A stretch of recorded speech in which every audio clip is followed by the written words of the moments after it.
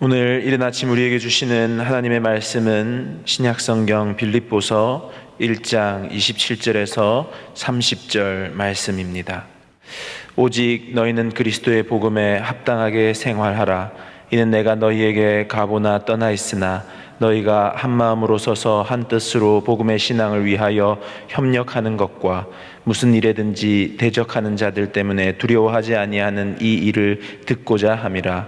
이것이 그들에게는 멸망의 증거요 너희에게는 구원의 증거니 이는 하나님께로부터 난 것이라.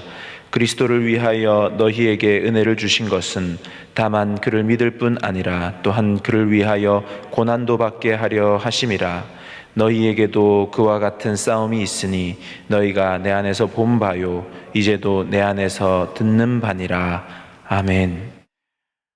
어떤 사람에게 기쁨이 찾아올 때는 자기 속에 비어있는 것, 필요로 되는 것들이 채워질 때 기쁨이 찾아오게 됩니다.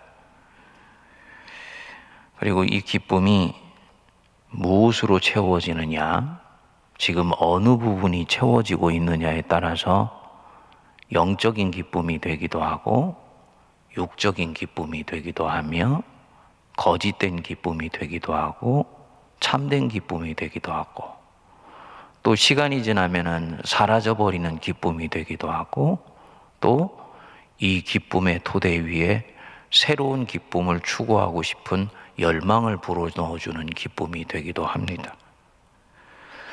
그래서 이 기쁨이라고 했을 때는 크게 조이가 있고 플레저가 있습니다.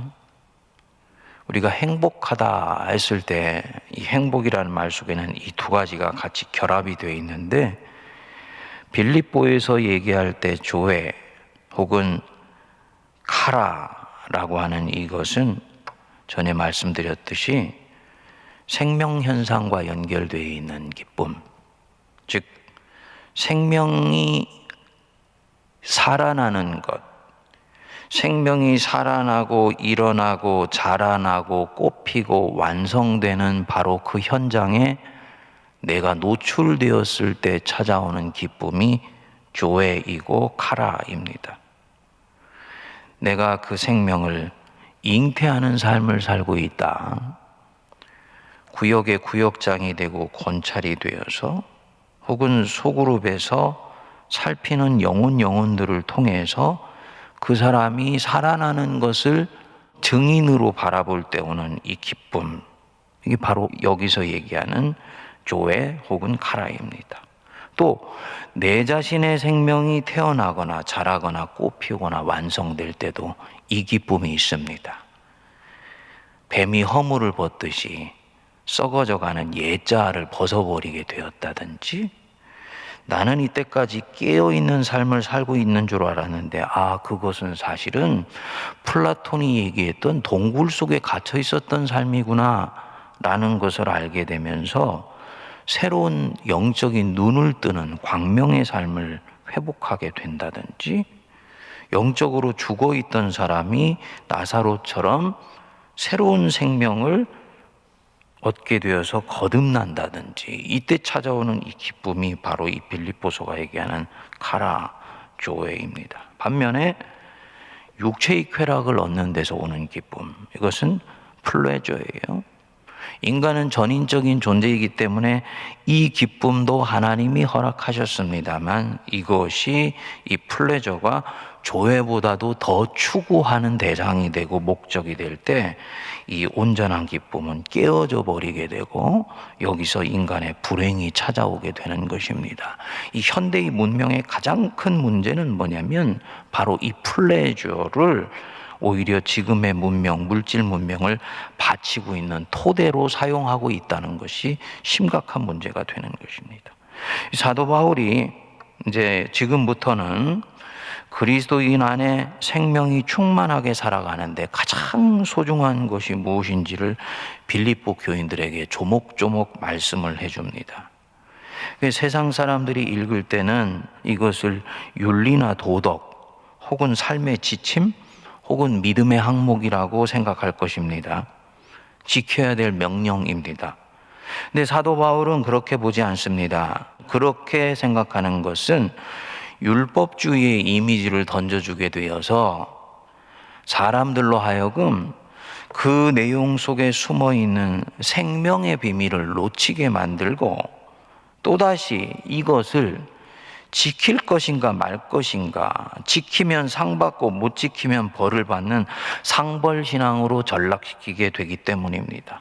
사도 바울이 모든 신앙의 지침을 얘기를 할 때 항상 앞부분에 복음의 핵심을 먼저 얘기하는 이유가 바로 여기에 있습니다.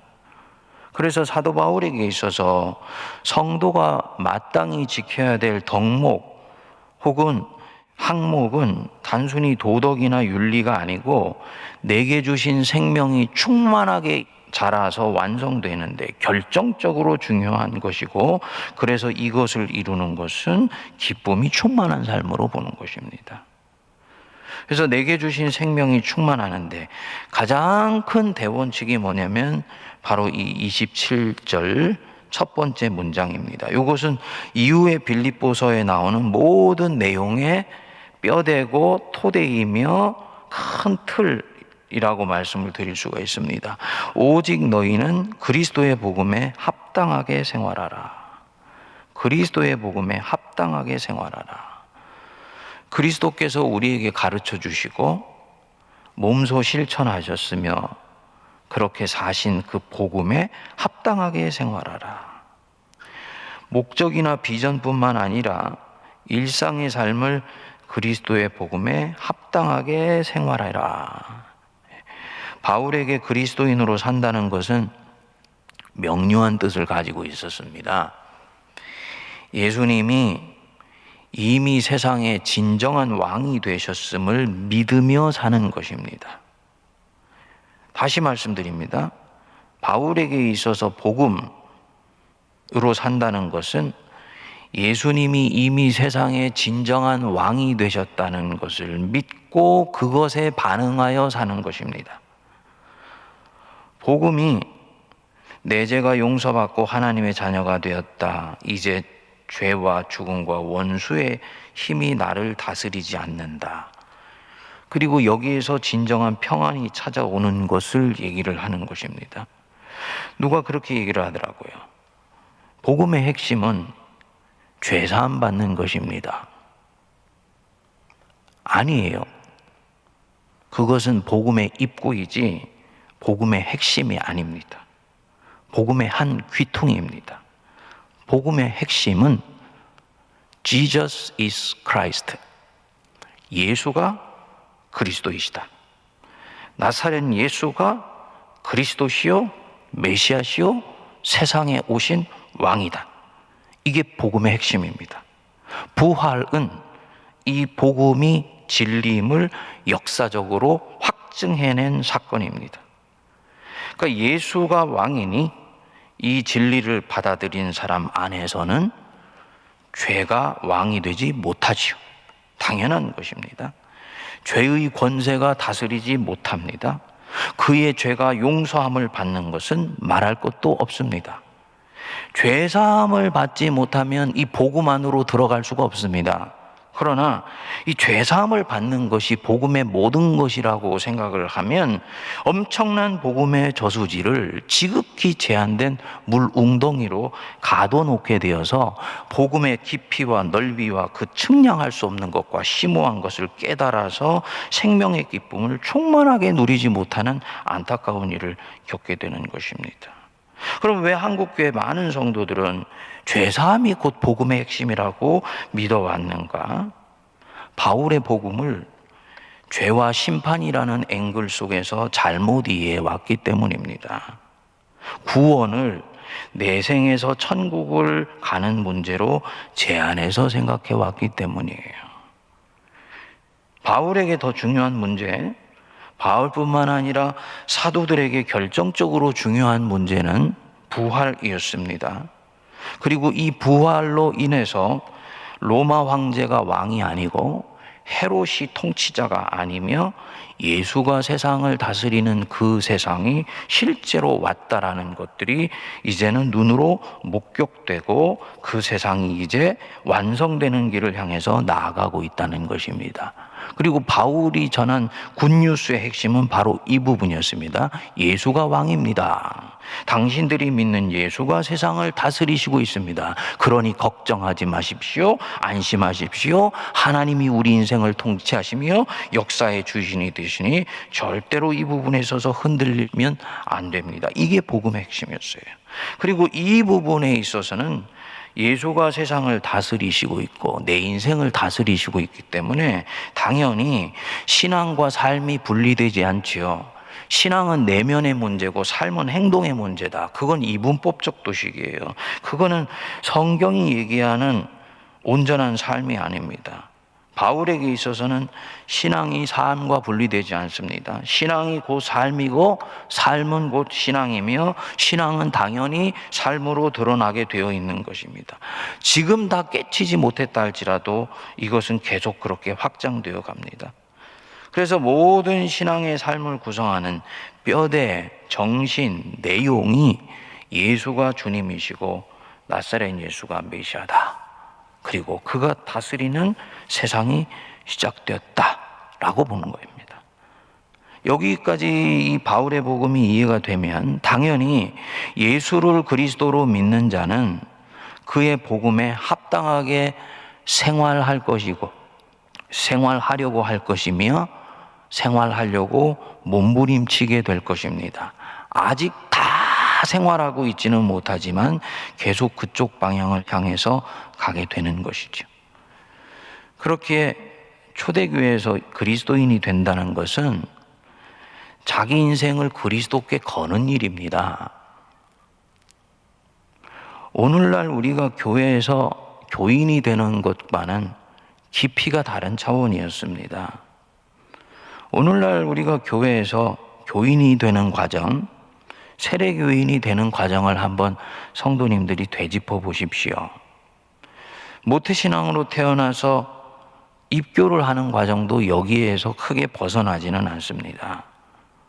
얼마나 얄팍하고 안이하기까지 합니까? 바로 이 부분에 초대교회에서 가졌던 이 신앙과 오늘의 현대인들의 신앙 사이에 갭이 있는 것입니다. 그래서 교인들 중에는 진정으로 그리스도인인 사람도 있지만 죄송하게도 아직 진정으로 그리스도인이 되지를 못하고 교회를 다니는 사람도 있을 수밖에 없는 구조가 이 현대교회 안에 일어나고 있는 것입니다. 그리스도의 복음에 합당하게 생활하라.